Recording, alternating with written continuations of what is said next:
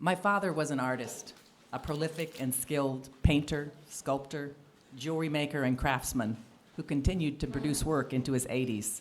He sought no recognition or acknowledgement for his efforts, and he never made a living at it. The closest he came to trying was during the 1950s, when he attempted to sell his jewelry on what is now Berkeley's Telegraph Avenue. We could have used the money, my mother said, with a grudging laugh that has stuck with her for over 50 years. But your father was never much of a salesman. No surprise there. I imagine him sitting with his back to a wall, legs crossed at the ankle, nose in a textbook, a forelock of black hair covering his eyes, while students and bohemian riffraff paused to admire his jewelry, silver and wood necklaces, pendants and earrings scattered on a rumpled bedsheet, a blonde beatnik chick in a black turtleneck sweater sipping espresso from a nearby cafe might have plucked an earring from the sheet and dangled it beside her ear, while her bearded companion, in heated intellectual debate with a newfound acquaintance, gesticulated and sputtered to make his point. Oblivious, my father turned the page in his book. I think he just wanted out of the house, my mother added, which seems reasonable. The last of their 4 children was born in 1958 into a cramped 2-bedroom row house in San Francisco's Sunset District. 3 girls in 1 bedroom, our brother in the other, Mom and Dad on a roll-out couch in the living room. I once sat beside my father on that couch. It spanned the length of the big bay window that looked out onto 45th Avenue. I would have been around 6, for my knees didn't quite reach the edge of the cushion. My stocking feet jutted stiffly before me. From the zoo, only 2 blocks away, the manic whoops of the spider monkeys on Monkey Island and the lion's echoing roar at feeding time found their way into our living room. "And who's this?" Dad asked, turning another page in the coffee table book in his lap. "Van Gogh," I said. "What makes you say that?" I traced a whorl in the black and blue night sky with a fingertip and watched my father's face. He didn't look at me, but I detected the hint of a smile. I imagined I'd got the right answer without him saying so. Dad turned the page to a painting of 2 dark-skinned women with bare breasts. "And this one?" I bounced my legs against the cushion. "Gauguin," he said, when I didn't answer.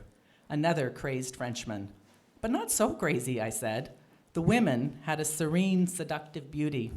Not that I thought in those terms at 6 or 7, but perhaps I intuited the paradisical calm of the place from their slow eyes and languid arms. There were no frantic, trapped circles, no angry daubs of paint. "Indeed," he said, "not nearly so crazy. Not so nice either, by all accounts. Van Gogh had an excuse. Poor wretch."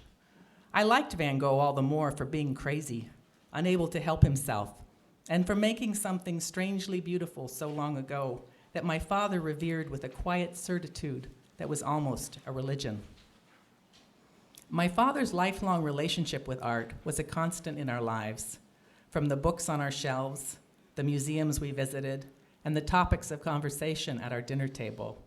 Proof of his quiet labor graced our surroundings, paintings on the walls, Mother's fancy going-out earrings, her pearl and silver ring, the marble-topped coffee table that sat in front of the couch when it wasn't a bed, a lamp constructed from a turquoise ceramic pot. His facility for creation was rarely spoken of. It just was. In the mornings, the ocean fog rolled in so thick that I often couldn't see to the corner on my walk up Vicente to grammar school. I would pretend I was blind and that my foot, tapping the sidewalk out ahead of me in search of the curb, was my cane. After school, our street was a riot of kids of all ages, playing kickball, roller skating, sometimes wandering across Sloat Boulevard to the zoo before there was an admission charge, where we sieved the sand beneath the slides and swings for lost coins and merged our booty for penny candy at the 5 and dime. In comparison to most of our neighbors, our house was quiet and serious. At the time, the Lower Sunset was predominantly Irish Catholic. Our immediate neighbors had 9 children in a 2-bedroom home like ours, the basement a barracks for the boys. My playmates' home smelled of urine, disinfectant, fish on Fridays, and yeasty beer. Their fathers were ruddy-faced firemen, cops, and garbage collectors. Their mothers kept house and stretched the grocery money thin to feed many mouths, padding meals with poofy loaves of Wonder Bread and the other white foods, noodles, rice, potatoes. Mom made our sandwiches on brown bread. For supper, she served vegetables that didn't come from cans, a leafy green and one of another color. We weren't Catholic and didn't attend Mass. Dad was a public school teacher, art and English, with a Master of Fine Arts degree in painting. Mother had graduated from UC Berkeley, where they met, with a degree in anthropology. But perhaps a more obvious dividing line between us and our neighbors was our father's ethnic ambiguity.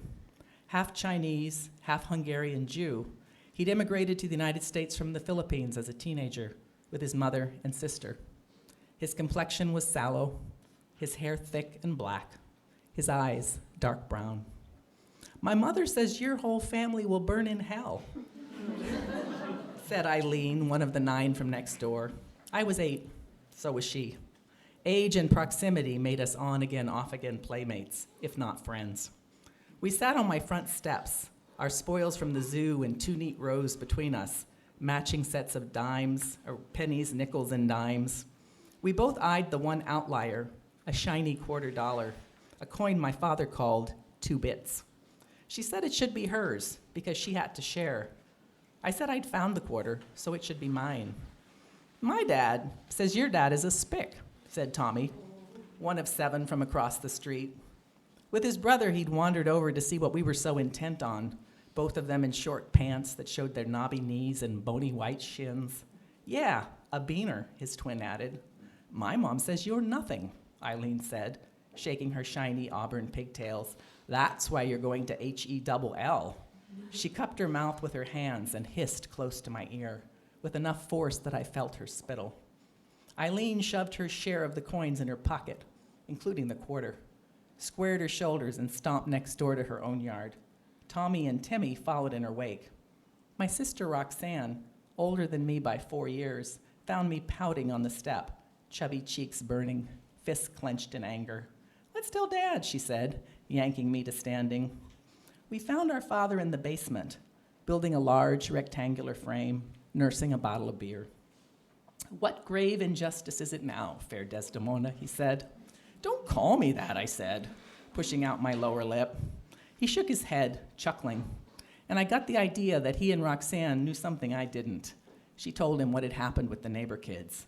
"Anybody asks you what you are, tell them we're members of the intellectual aristocracy," he said.